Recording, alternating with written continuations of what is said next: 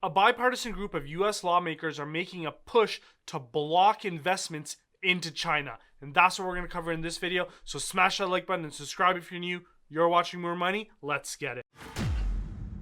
What's up, guys, and welcome back to the channel, where the goal here is to help at least 1,000 people achieve financial independence a lot sooner. And let's get right into it. So you can see here that the Wall Street Journal reported that lawmakers are making a bipartisan push for new government powers to block U.S. investments in China. And so what they have is a draft of measures in Congress which intends to limit U.S. involvement in China's technology sector in a bid to rebuild supply chains. And this is what I call the beginning of the ongoing decoupling of supply chains. This may lead to higher prices in the short to medium term, if not indefinitely. We got to be very careful when we start decoupling the supply chain, because for every action there is an equal reaction. And so let's see how this plays out, but this is scary stuff here in my opinion. Now, jumping into the article, you can see here that Congress is pushing ahead with legislation that could rewrite the rules of American companies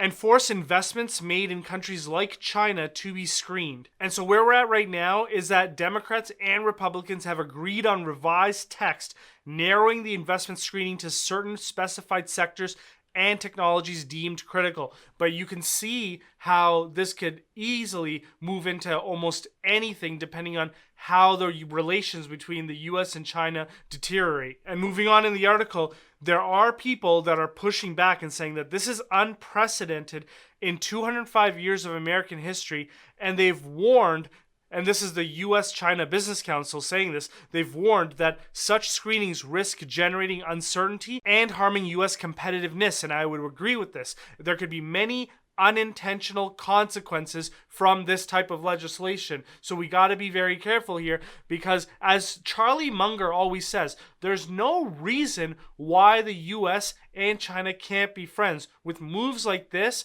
you make it tougher for them to be friends, in my opinion. I would say that the better way to go about this would be something like incentives to produce these things in North America. It wouldn't be a disincentive to invest in China. I think that sends the wrong message. And the push to regulate US business activity abroad has reflected a solidifying consensus in Washington, at least, that China aims to supplement US global leadership, and the American capital and expertise are aiding the buildup of Chinese military and economic power. But here's where I'd say let's stop for a second and really think about it. Would the Chinese really want to go to war with the US? It doesn't make sense, especially considering that so much of their exports are tied to US consumption. I can understand if a significant amount of their export consumption declines by them diversifying globally, but that's not really the case right now, so it doesn't make sense in my opinion. But I understand where people are coming from when they say that this is a risk and China is starting to gain momentum and power. But once again, at least right now, I don't see it in China's favor to go after the US militarily in any way, because at the end of the day, if China, and I've said this on the channel before, if China wants to double their GDP by the mid next decade, they need cooperation with the US. Now, this next part is a part that really scares me. You can see here that legislators have also focused ire on Silicon Valley venture capital firms that invest in China through their US funds or China affiliates, and the limited partners that back those funds and others in China. So in other words, they're going after accredited investors here. And the other part is the revised bill specifies that the investment restrictions would apply to US entities and any affiliate. According to the new text, under the bill, they would be required to notify the government 45 days prior to the planned foreign investment activity, it says. Now, here's the problem. Is the US gearing up to ban investment into Chinese entities for everyone?